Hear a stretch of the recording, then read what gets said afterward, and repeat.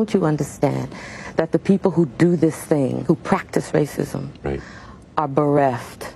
There is something distorted about the psyche.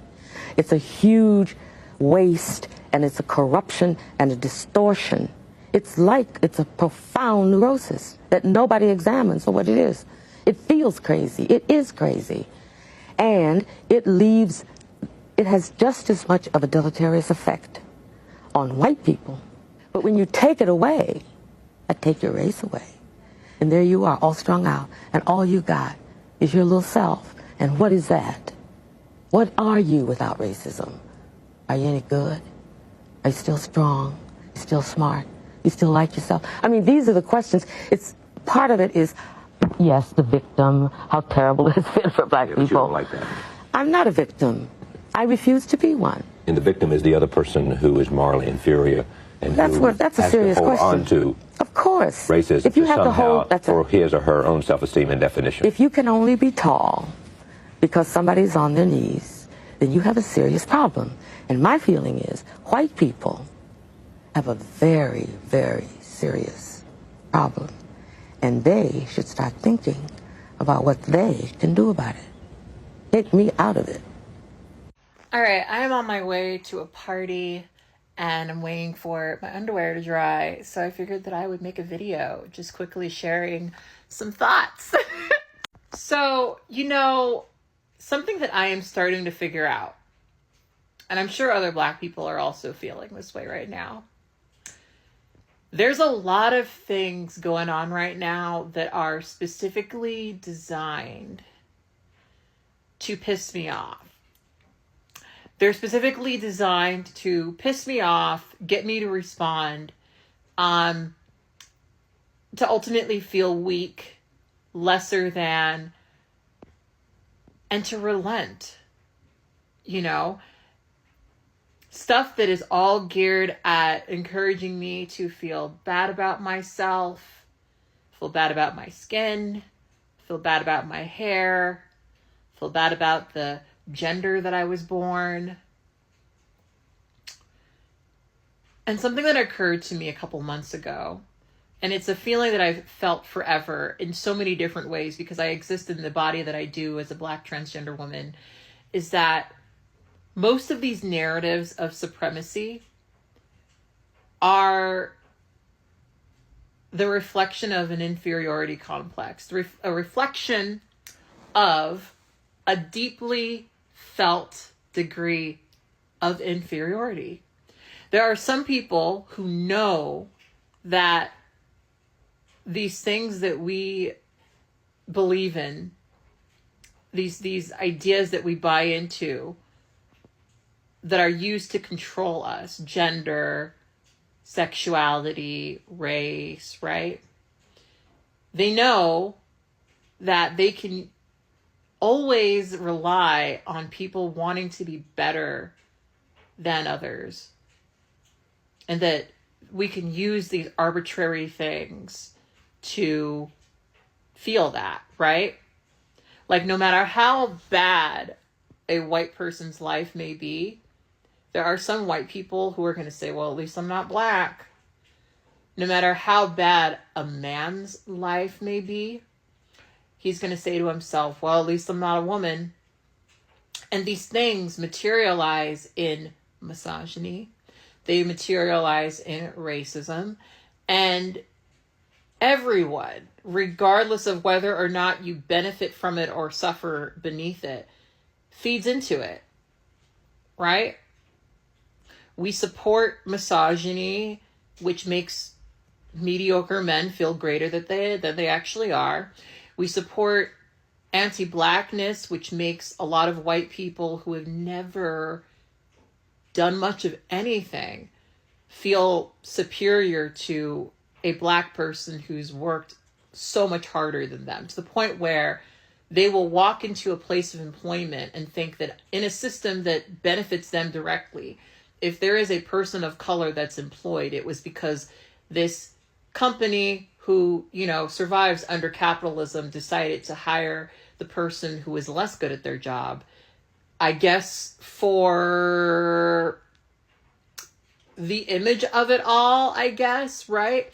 Like there are so many dichotomies and false narratives you have to buy into when you're obsessed with maintaining superiority, the narrative of superiority, right? And something that I've recognized is that it's allowed a lot of people who benefit from these narratives to not really see themselves clearly. And what we're kind of seeing right now, very publicly, Donald Trump enables some of the people who all of their lives, they've always been unremarkable, but they've always been white. You know, they've always been white. They've always been unremarkable, but they've always been a man, right? And Trump's presidency allows a lot of mediocre white people to feel larger and greater than they are. You know, they looked at a man who objectively should not be president and said, well, he made it, so can I. And that is really the hope that Donald Trump gives a lot of white folks, right?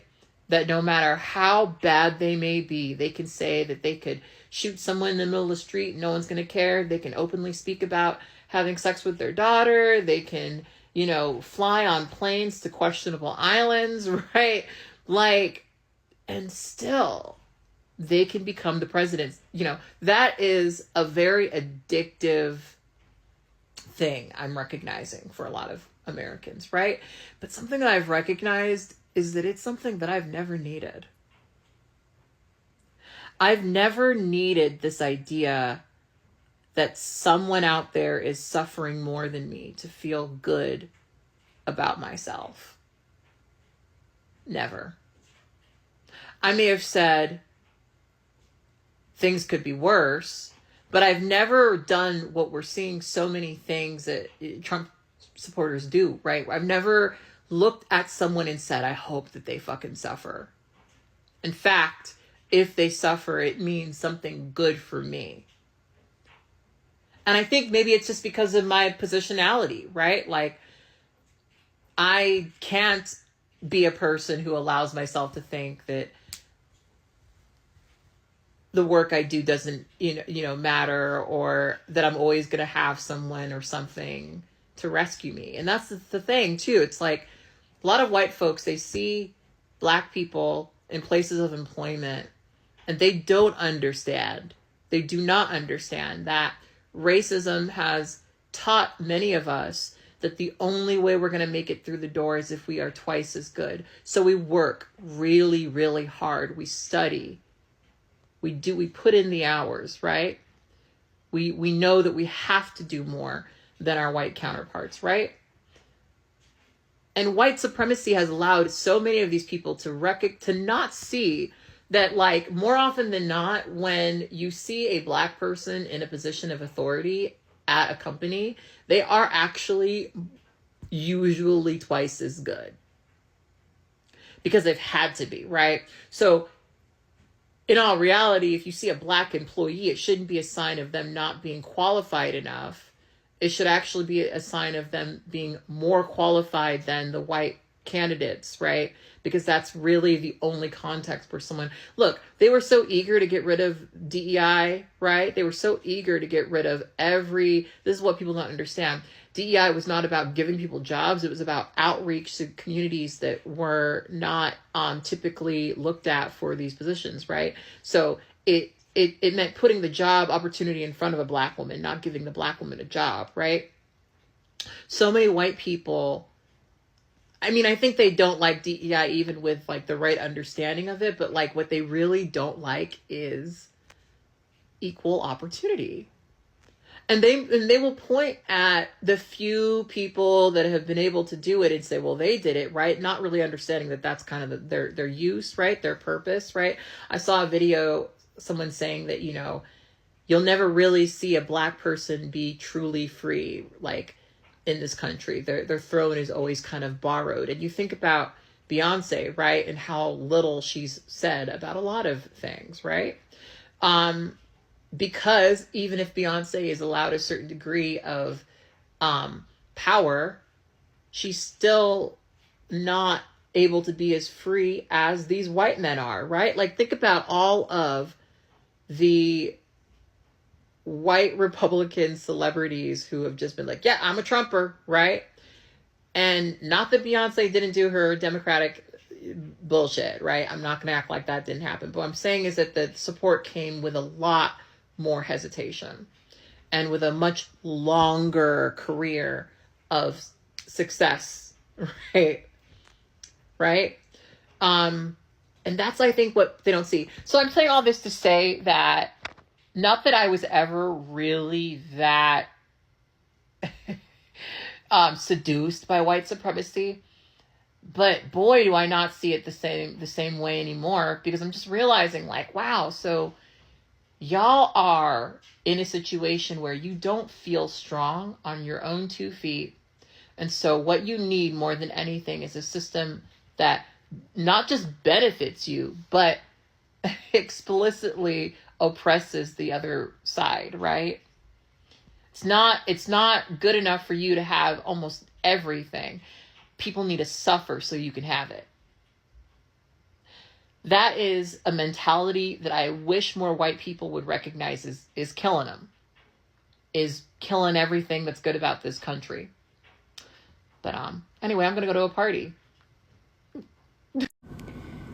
White supremacy is overplaying its hand in such a hilarious and vital way.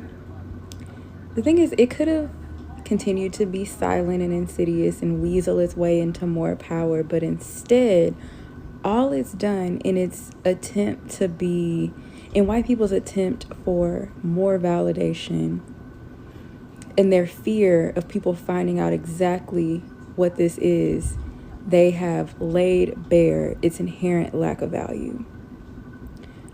They have literally shown that it's all smoke and mirrors, which we knew.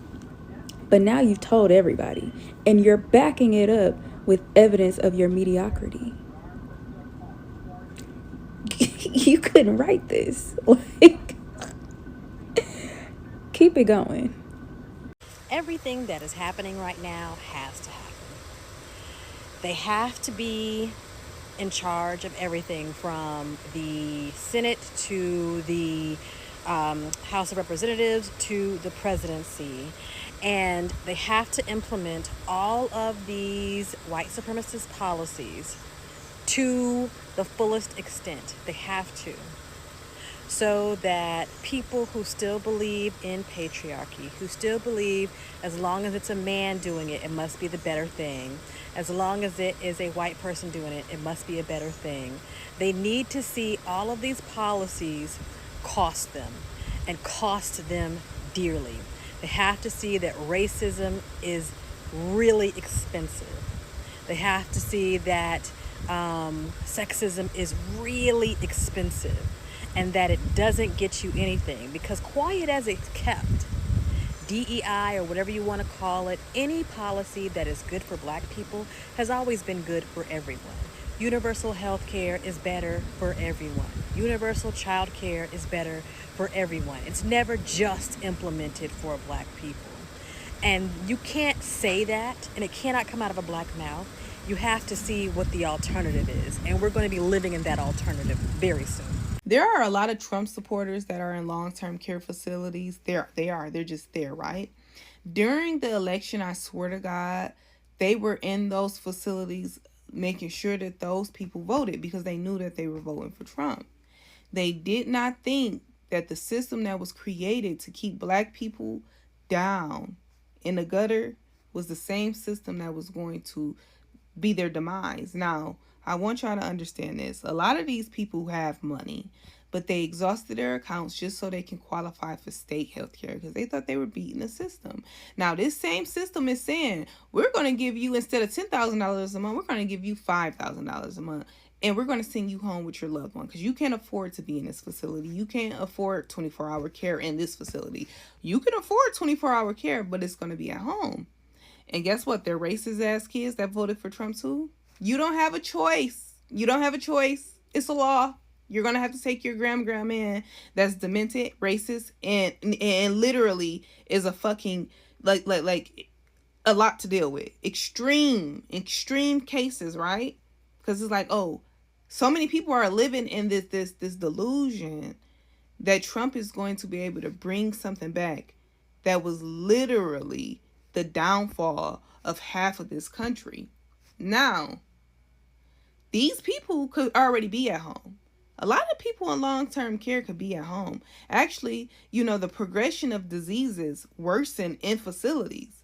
A lot of these people don't want to deal with the illness. They don't want to deal with diabetes. They don't want to deal with dementia. They don't want to deal with Alzheimer's. They don't want to deal with their loved ones being paralyzed or severely injured from some type of spinal cord injury or something. They don't want to deal with it. But you're going to have to. And this is the consequence of voting for some because you're racist, and not voting for some for the betterment of the whole community, of the whole United States of America. And y'all are going to suffer. Y'all are going to literally regret who y'all voted for, if y'all not already regretting it right now.